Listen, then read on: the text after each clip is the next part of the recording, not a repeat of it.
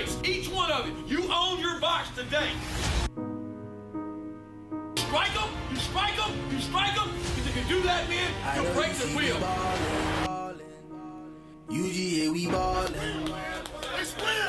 Who let them dogs out? That red and black finna win the game. Crowd packed in tight. I know you see me ballin'. UGA, we Now look, guys, ballin'. we want to go out here and set the standard for how UGA plays. What's going on, you guys? It is Holden with Dawg Talk. Going to bring you another episode here on this Sunday. You guys will get this, obviously, and be listening to it on Monday if you're listening. No football this weekend for our Dogs, but there has been a good number of games around the country. Big Ten did jump back into action this past week, so we'll get to a little bit of that. We'll talk a little bit about Georgia, mainly because the top 25 has come out, and I'll run through that here in just a minute. And Georgia has fallen a little bit on that. Kind of expected it to happen after watching some games this week, and I had a pretty good feeling that once Ohio State got on the field, it wouldn't take them very long before they decided to put them in probably the top two. They did put them in that 3 spot, so of course that's going to make Georgia fall. And again, I think you just kind of anticipate that coming. The bye week's over. We're looking forward to Kentucky at the end of this week. You'll get another episode, obviously, Friday, where we'll really dive into getting prepared for Kentucky and some information that hopefully will come out between now and then that I can bring to you guys. But in the meantime, we're going to run through a couple of games basically that have gone around here the country yesterday, because we had a few good games. We'll jump through some that were in the SEC and let you guys check them out, and then go from there and talk a little bit about Georgia football again. But for now, I'm going to go through their just released top 25, and this is how it lines up. You got Clemson in that first spot at 6-0. Alabama coming in second there at 5-0 after a big win over Tennessee. And like I said just a little bit ago, Ohio State is going to find themselves in that top 3, and they are in the 3 spot. Had a pretty good feeling that was going to happen with them being in the 6 spot last week.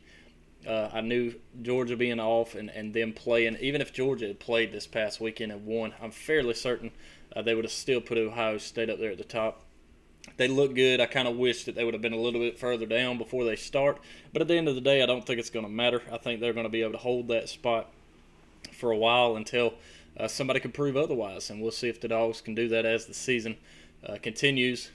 But anyway, moving on with it, you got Notre Dame still ahead of us in that 4 spot at 5-0. And we do find ourselves there in the 5 hole, 3-1 after the bye week. Oklahoma State, good win this weekend in the 6 spot, 4-0. Cincinnati, huge win over SMU. That puts them up in 7 to move up a couple spots. They're 4-0. A&M will fall a spot at 3-1, even though they were off this past weekend. They're in 8th there. Wisconsin jumps all the way up to 9th. After their win this weekend, Florida stays steady there in the 10 hole at 2-1. BYU bumps up, I think, to 11 there. 6-0 Miami. They're in 12th at 5-1. Michigan flying up the chart there after a good win this past weekend. They're in number 13, 1-0. Oregon, again in the Pac-12, has not yet kicked off yet. They are in 14. North Carolina coming back up to 15 at 4-1. Kansas State at 4-1. They're in 16. Indiana, after beating Penn State, jumps up to 1-0, and they are at 17th after not being ranked this past week. And right behind them, you got 18 Penn State, the team they beat, now 0-1. And that's the way I think it should have went the weekend before last when A&M beat Florida. I think A&M should have been above them. Obviously, they are now, but when the ranking came out, A&M was 1 spot below them. They did it right in my mind on this one, putting Indiana 1 spot above Penn State after beating them. And then you get number 19, Marshall, sliding up the chart a little bit there to the 19th spot, 5-0. Coastal Carolina, after beating Georgia Southern, is now at 20th. They're 5-0 as well. USC, again, has not started their season. They're in 21. SMU will fall down to 22nd after losing to Cincinnati this weekend pretty big. I thought SMU was a bit better than they were. Turns out maybe that wasn't quite the case. Cincinnati showed their teeth and showed why they're supposed to be in the top 10, and that completely made me change my mind. Anyway, they're there at 22, 5-1. Iowa State at 23rd, they're 3-2. That's the first 2-loss team that you're going to find in the top 25. And right behind them, look who they decided to put back in the top 25 at 24 is Oklahoma, also 3-2. And then look who's coming back into the chart for the first time of the 2020 season at 25th is Boise State. So That's a couple of your, or excuse me, that's your top 25 at least. I'll run through a few of your games here. Friday, Illinois and Wisconsin did face off. Wisconsin was in that 14 spot. They jumped all the way up to 9th after absolutely rolling over Illinois 45-7.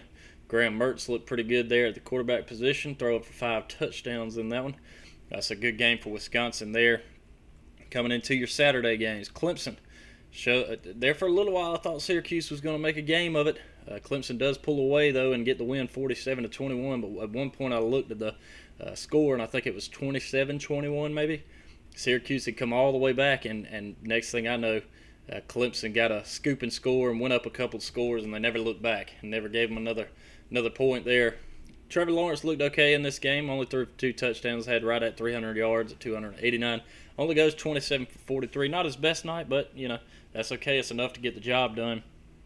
Travis Etienne carried it 16 times, 86 yards, 3 touchdowns. Amari Rogers was the leading receiver with 91 yards on the night.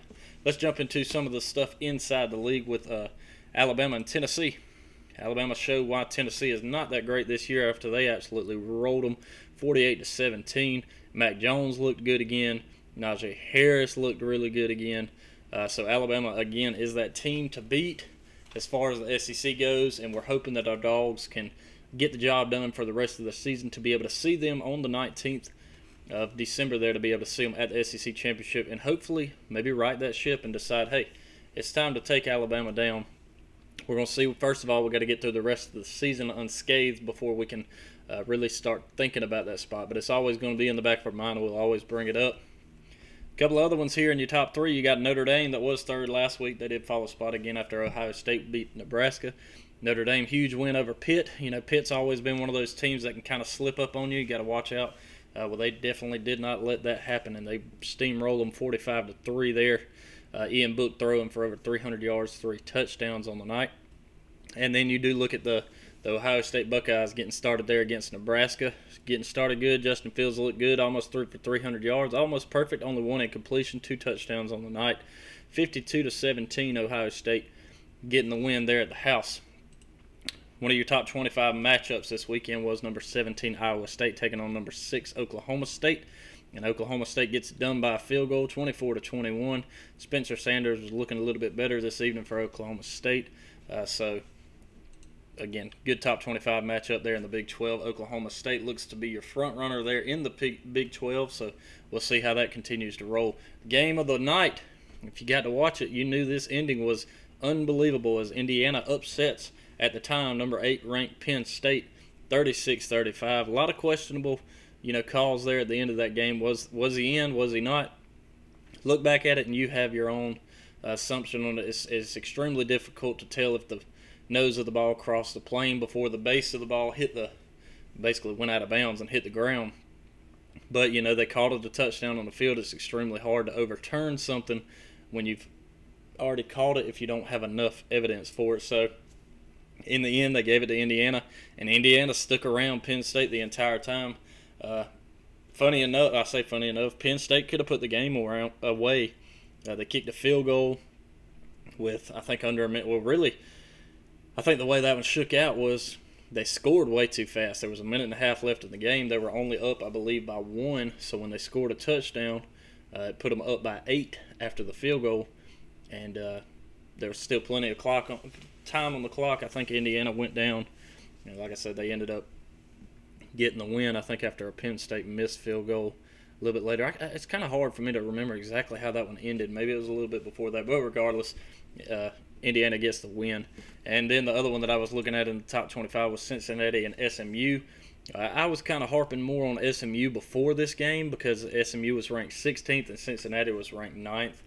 And I just thought that SMU was a little bit better. And Cincinnati showed why they're not, as they beat the brakes off of SMU 42-13.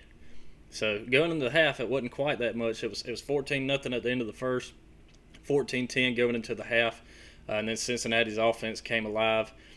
Shane Buechele still led it offensively as far as passing, 216 yards with a touchdown there for SMU. But in the end, it doesn't matter because Cincinnati got the job done. Rolling down some more, your top 25 here, Virginia and Miami. Low-scoring game there, 19-14. Miami gets the game BYU continues to roll over people, taking down Texas State 52-14. Another one of your good top 25 matchups this past weekend was NC State, North Carolina. North Carolina bouncing back after the loss to FSU last weekend, taking down NC State 48-21. A couple of other Big Tens getting started. Michigan and Minnesota. It was a pretty good game there for a little while, but in the end, Michigan ended up rolling on with it 49-24. Joe Milton looked pretty good there for Michigan. We'll see how the season continues with them. Another upset of the weekend, Wake Forest takes down number 19 Virginia Tech 23-16. Kansas State continues to roll after they take down Kansas 55-14.